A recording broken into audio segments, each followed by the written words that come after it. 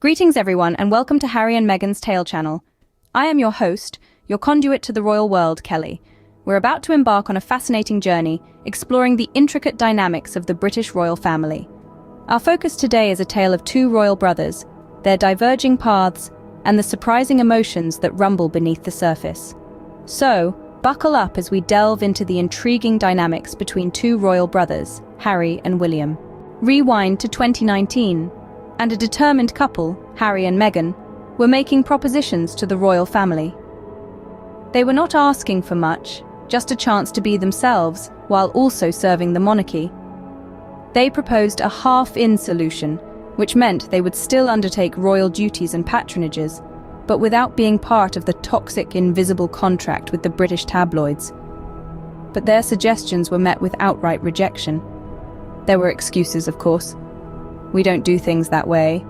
It's never been done before. But fast forward to today, 4 years later, and it seems like the half-in solution might have been viable after all. But interestingly, not for Harry and Meghan. Instead, the royal family seems to have adapted this model for the work-shy heir, Prince William, and his wife Kate. These two don't even have to provide the press with advance photos anymore, a privilege they enjoy after being caught manipulating images in the past. The royal family seems to have a knack for bending the rules for the heir and his wife, even when they should be held accountable for their mistakes and missteps. And while Harry and Meghan have moved on from the royal family, they are still used as distractions for William and Kate. It's ironic, really, when you think about it. Harry and Meghan offered a solution that was rejected. Now the same solution seems to be working perfectly for the royal family, but with a different couple at the helm. It's like the royal family wanted the cake, and to eat it too, but only if it was served by the right people. The half-in solution, however, seems to be selectively applicable. Harry and Meghan, despite their sincere efforts, were denied the chance to serve the monarchy on their terms. Yet the same offer seems to work perfectly for Prince William and Kate. It's a classic case of selective application and a clear indication of the double standards that exist within the royal family. Fast forward to the present and we see a certain couple, William and Kate, enjoying privileges Harry and Meghan could only dream of. The Duke and Duchess of Cambridge, it seems, have a carte blanche to navigate their royal life as they please. They've been granted the freedom to decline the tradition of providing advanced photos to the press, a liberty that was never extended to the Sussexes. This newfound freedom is not just about photo ops, mind you. It's about the ability to shape their narrative and control their image, a luxury that was denied to Harry and Meghan when they were part of the royal fold. But it's not just about the liberties they enjoy, it's also about how they have managed to escape accountability for their actions, a stark contrast to the treatment meted out to Harry and Meghan. Any slip-ups or missteps by the Cambridges are swept under the royal rug, while the Sussexes' slightest transgressions were blown out of proportion. The Cambridges have been able to craft a half-in, half-out royal existence, the very arrangement that Harry and Meghan proposed and were denied. They're able to cherry-pick their royal duties, while also enjoying the freedom to step away from the limelight when they choose. Yet, even as they enjoy these unparalleled privileges, the Sussexes are often leveraged as a distraction whenever the Cambridges face criticism or controversy. It's as though Harry and Meghan, despite having left the royal family years ago, are still expected to bear the brunt of the Cambridges' missteps. The Sussexes, it seems, are still the scapegoats for the Cambridges. It's a stark reminder of the double standards at play, and a testament to the fact that not all royals are treated equally. It also makes one wonder if the envy William reportedly harbours towards Harry is less about his brother's freedom, and more about the universal love and acceptance that Harry and Meghan have found outside the royal bubble. Interestingly, despite his privileges, William seems to be green with envy. This might sound strange given his position as the future king, but when you think about it, it's not that surprising. Let's delve into the reasons for William's envy: Harry's contentness, freedom, and global statesmanship. Harry, having stepped back from royal duties, has found a new life in America, away from the prying eyes and constant scrutiny of the British press. It's a life that's filled with freedom and privacy, something that William, as the future king, will never have. This freedom is not just about living in a different country. It's about the ability to create a life that's not dictated by royal protocols and expectations. A life where he can voice his opinions openly, pursue his passions freely, and raise his family in peace. Harry is content, and this contentment is perhaps what irks William the most. Harry has moved on from the toxicity of the royal family and is thriving in his new life. He's not wallowing in regret or longing for his old life.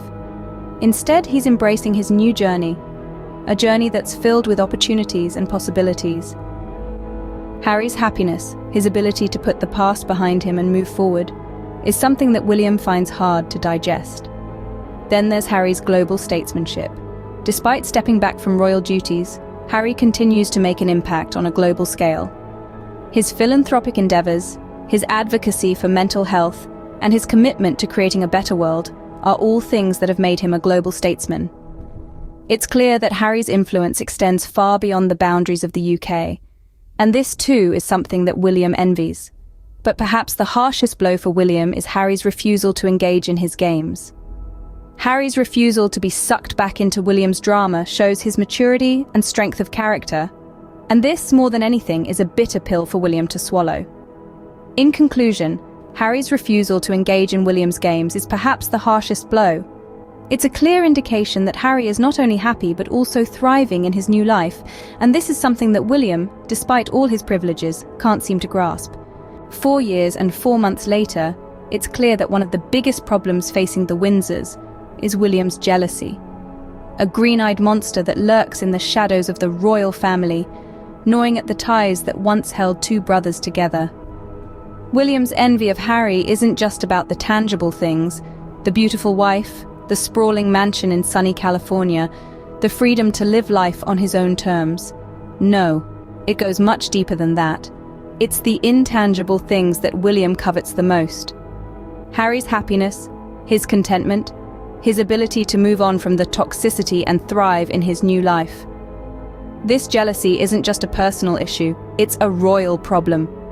It festers like an open wound, deepening the rift between the brothers and casting a pall over the royal family. The world watches as the future King of England grapples with his envy, and it's not a pretty sight.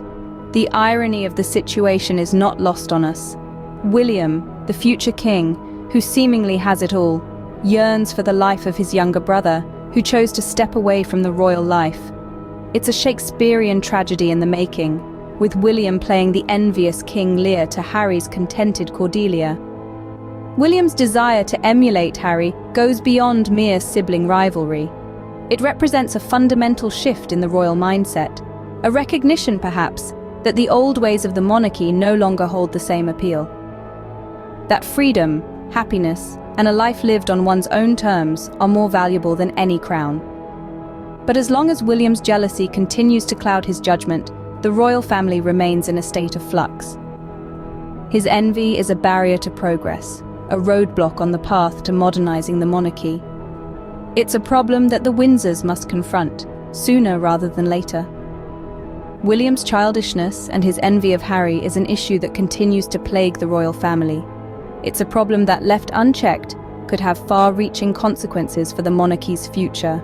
And so, we see a tale of two brothers, one burdened by privilege, the other thriving in freedom. Prince Harry, having stepped away from the royal fold, has found contentment. He's built a life with Meghan, a vibrant and accomplished woman, in a sun-kissed Californian mansion, far from the chilling constraints of the British monarchy. He's not just surviving, but thriving, embracing a life of global statesmanship and refusing to be drawn back into the royal drama. On the other side of the pond, Prince William, the future king, seems to be ensnared by the very privilege that was meant to empower him. Despite the advantages and allowances made for him and his wife Kate, there's a palpable sense of envy, a longing for the freedom, the tranquility, and the genuine happiness that Harry has found. It's a stark contrast to the stoic, duty-bound life that William leads, a life that he may have started to question. This tale of two princes, so different in their paths yet so similar in their origins, has captivated us all. It underscores the age-old adage that freedom, happiness, and contentment can never be bought or inherited.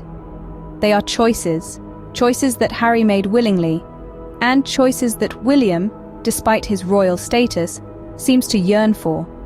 Thank you everyone for joining us. Don't forget to subscribe, share the video, and leave a comment. Until next time, I'm your loyal host, Kelly.